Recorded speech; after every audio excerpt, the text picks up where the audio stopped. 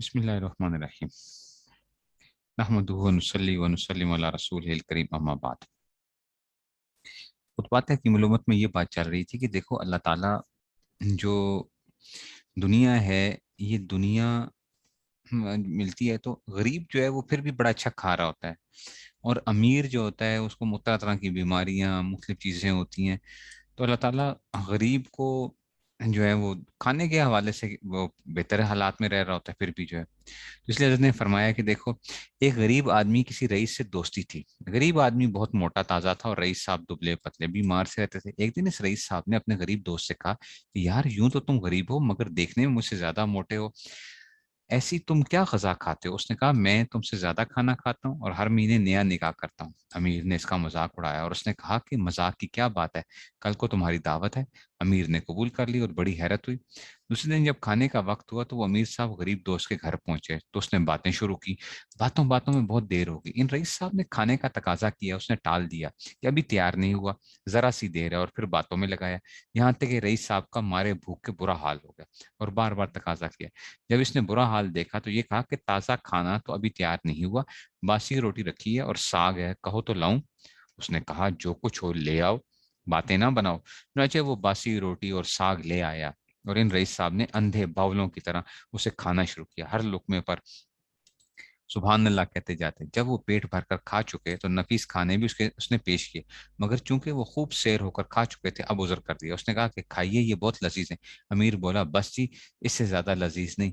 غریب دوست بولا کہ جناب، وہ لذیذ کھانا یہی ہے، بھوک میں باسی کھانا جو ہم کھاتے ہیں تمہارے پلاؤ سے زیادہ اچھا معلوم ہوتا ہے، کیونکہ تم تو ہر وقت کچھ نہ کچھ کھاتے ہی رہتے ہو۔ میرا یہی مطلب تھا کہ وہ رئیس صاحب مان گئے کہ واقعی تم لوگ ہم سے زیادہ اچھا کھانا کھاتے ہو۔ پھر پوچھا کہ لذیذ کھانے کا مطلب تو معلوم ہو گیا، اب یہ بتلاؤ کہ ہر مہینے نکاح تم کیسے کرتے ہو؟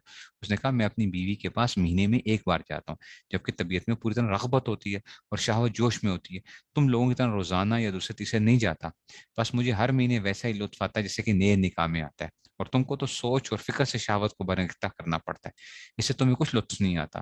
وہ رئیس صاحب مان گئے کہ واقعی تمہاری دونوں باتیں سچی تھیں اور تم لوگ ہم سے زیادہ لطف میں ہو۔ تو غریبوں کو جتنا ملتا ہے حلاوت کے ساتھ وہ اسے کھاتے ہیں۔ ہاں، خدا اس سے تو بچائے کہ کھانے ہی کو نہ ملے اور فاقہ کی نوبت آئے، مگر حسب ضرورت ملنے کے بعد غریب آدمی زیادہ حلاوت سے کھاتا ہے، یعنی خوب مزے سے کھاتا ہے، کام کاج کر کے بھوکا تھکا ماندہ شوق اور رغبت سے کھاتا ہے۔ اور امیر لوگ تو کمیٹی اور مشورہ کے بعد کھانا کھاتے ہیں کہ پہلے خادم آیا کہ میاں کھانا تیار ہے، جواب دے دیا کہ بھوک نہیں، پھر ایک دوسرا آیا کہ حضور فاقہ اچھا نہیں، کچھ تو نوش جان فرما لیجیے۔ یار دوستوں کے کہنے سننے کے بعد وہ کچھ زہر مار کرتے ہیں، یعنی جو کھاتے ہیں تو زہر ہی ہوتا ہے، کیونکہ بے بھوک کھایا تو زہر ہی ہو کر لگے گا۔ صاحبو، اگر تم کو امیروں کی تکلیف کا حال معلوم ہو جائے تو تم امیری سے پناہ مانگو، اور اگر امیروں کو تمہاری راحت کا حال معلوم ہو جائے تو وہ غریبی کی تمنا کرنے لگیں، مگر پہلے وہ بات پیدا کر لو جس سے غریبی میں لطف آئے، یعنی قناعت اور کفایت علی ضروریات، قناعت ہو انسان کے اندر اور کفایت علی ضروریات ہو۔ آپ کو تو کھا رکھا ہے تکلف نے اور وضع نے، جس کی وجہ سے خواہ مخواہ قرض کی نوبت آتی ہے اور پریشانی رہتی ہے۔ مطلب ہم تو کیا تکلفات اور وضع اور ان چیزوں میں پھنسے ہوئے ہیں۔ اگر تکلف اور پابندی وزن نہ ہو بلکہ جیسا جس وقت حال ہو اسی کے مطابق چال چلیں تو کچھ کبھی پریشانی پاس نہ آئے۔ انسان جتنا سادہ رہے گا، جتنا صاف گو رہے گا، چیزیں وضع قطع کے اندر بالکل ایک سادہ رہے گا، تو یہ انشاءاللہ یہ بڑے مزے کرے گا۔ بے تکلفی کا ایک عجیب واقعہ میں سناتا ہوں۔ ہمارے قصبے میں قریب ایک قصبہ ہے، اس میں ایک حکیم صاحب رہتے ہیں جو ہمارے حضرات ہی کی اولاد میں۔ ایک مرتبہ مولانا نبوی رحمۃ اللہ علیہ ان کے یہاں مہمان ہوئے تو انہوں نے بے تکلف چپکے سے آ کر مولانا سے عرض کیا کہ یہاں آپ کے بہت معتقد ہیں، اگر آپ فرمائیں تو کہیں دعوت کا ڈھنگ ڈالوں، کیونکہ میرے یہاں تو آج فاقہ ہے۔ انہوں نے کہا کہ آج تو میرا فاقہ ہے، آپ مہمان ہیں میرے، تو میرے پاس تو آج حالات وہ ہیں۔ دیکھیے ذرا بھی ان پر مولانا تشریف آوری کا اتنا بار نہ ہو، کہیں سے ادھار لے کر دعوت کرنے کا خیال کرتے۔ جب اپنے گھر میں فاقہ تھا تو مہمان سے صاف کہہ دیا، اور مولانا رحمۃ اللہ علیہ بھی کیا اچھے مہمان تھے، فرمایا بھائی میں تو تیرا مہمان ہوں، جب تیرے گھر میں فاقہ ہے تو میں بھی فاقے سے ہی رہوں گا، خبردار کسی دعوت کا تذکرہ نہ کرنا۔ صبح سے شام ہو گئی اور سارا گھر فاقے سے بے فکر رہا، یہاں تک کہ مغرب کے وقت ایک مریض آیا اور حکیم صاحب کو 11 روپے دے گیا۔ اس وقت حکیم صاحب نے آ کر مولانا سے عرض کیا، حضرت جی آپ کی دعوت کے لیے خدا نے 11 روپے بھیج دیے۔ انہوں نے فرمایا کہ بھائی کھانے میں تکلف نہ کرنا۔ انہوں نے کہا حضرت یہ مجھ سے نہ ہوگا، جب نہیں تھا تو تو میں نے تو آپ سے فاقہ تک کروا لیا، اور اب جب کہ خدا نے آپ کی برکت سے یہ روپے بھیج دیے تو اب میں کھانا عمدہ پکواؤں گا، چنانچہ پلاؤ وغیرہ تیار کرایا اور خوب مزے سے کھایا۔ مطلب دیکھو جب ہے تو کھا لیا، نہیں ہے تو پھر بھی سب۔ ایک شخص نے ایک اور عجیب حکایت بیان کی کہ میں اپنے ایک دوست کے یہاں الہ آباد میں مہمان ہوا، تو ایک روز اس کے بچے بڑی خوشیاں کر رہے تھے۔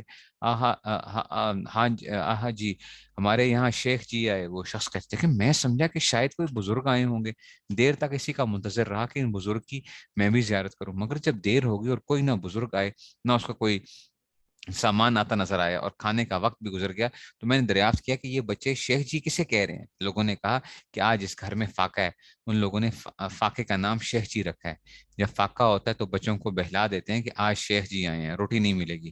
بچے ایسی خوشی سے رہتے ہیں کہ ان کو فاقے سے رنج نہیں ہوتا۔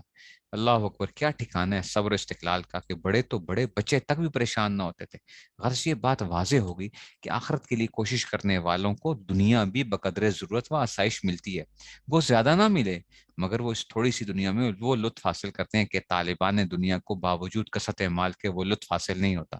مگر طلب دنیا کے ساتھ آخرت اس طرح نہیں مل سکتی۔ تو اب بتلائیے کہ طالب دنیا ہونا عقل مندی ہے یا طالب آخرت ہونا؟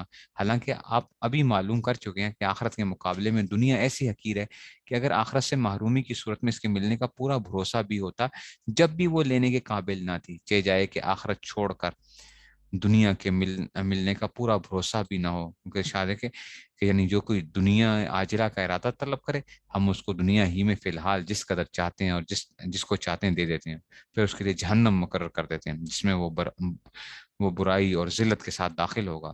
اور جو لوگ کہ آخرت کا ارادہ کریں اور اس کے لیے صحیح کریں جو اس کے لیے ہوا کرتی ہے، در حال ہے کہ وہ مومن بھی ہوں، تو ان لوگوں کی کوشش کی قدر کی جائے گی۔ بھائی دنیا جو ہے نا، دیکھو دنیا بڑی مختصر سی ہے اور بڑی حقیر چیز ہے۔ ہم دنیا ہی کے پیچھے لگ کے اسی کو کمانے کے اندر لگ کے اور آخرت کو بھول جاتے ہیں۔